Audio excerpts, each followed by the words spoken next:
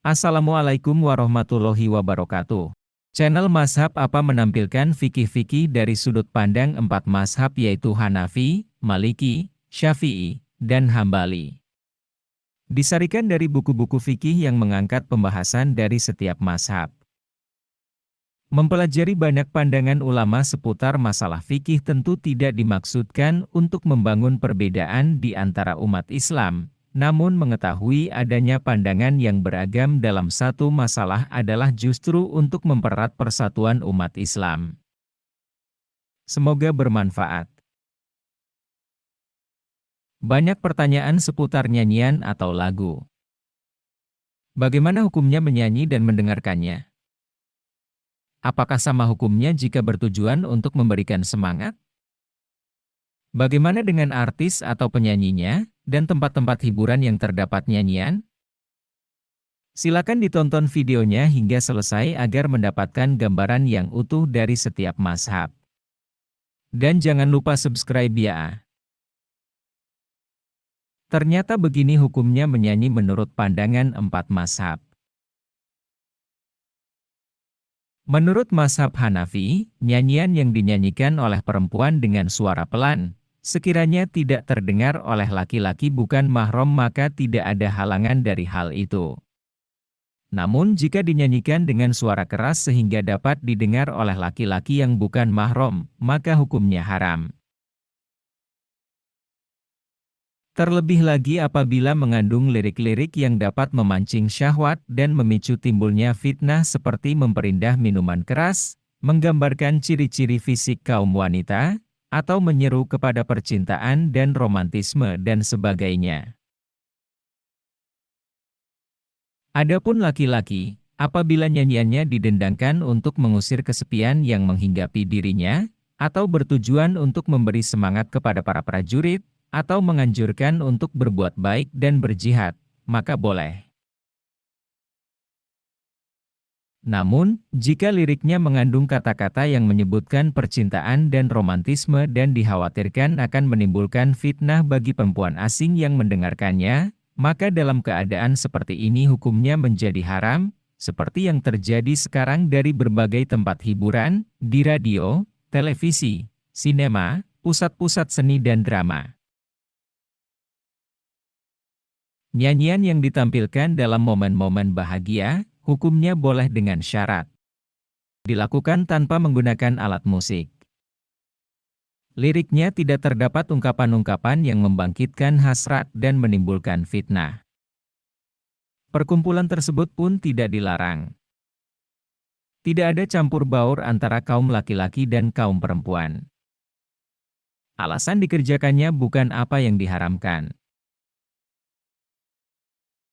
Jika tidak memenuhi syarat-syarat tersebut, maka nyanyiannya haram, sebagaimana halnya nyanyian-nyanyian yang disebarluaskan oleh para artis dan penyanyi. Melukiskan keindahan warna-warni bunga, semilir angin, aliran air, indahnya gunung, awan, dan sejenisnya tidak dilarang. Demikian dalam kitab Fath Al-Qadir. Riwayat bahwa Abu Hanifah menilai makruh nyanyian dan menggolongkan dosa mendengarnya, maksudnya ialah nyanyian yang diharamkan.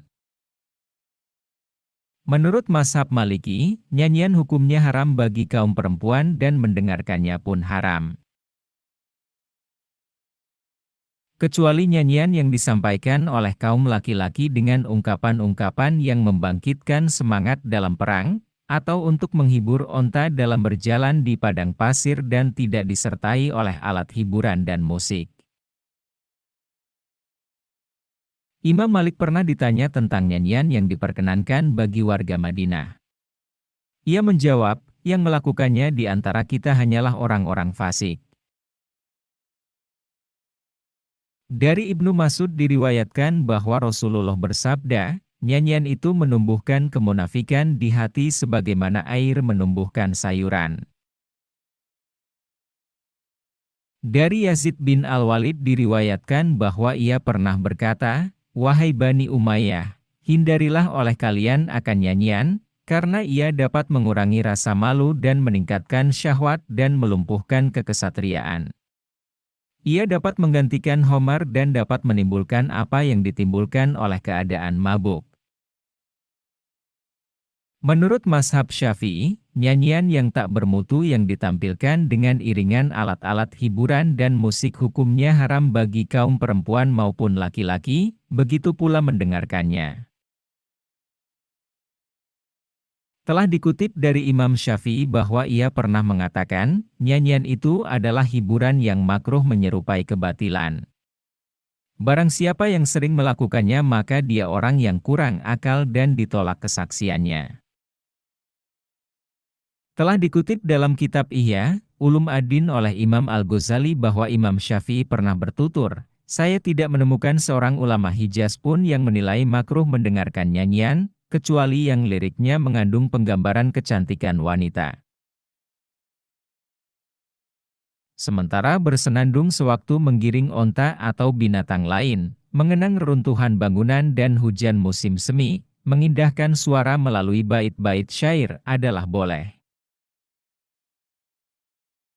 Lalu terangnya, yang dikutip dari Imam Syafi'i bahwa nyanyian adalah permainan yang dimakruhkan dan serupa dengan kebatilan tidak menafikan kebolehannya.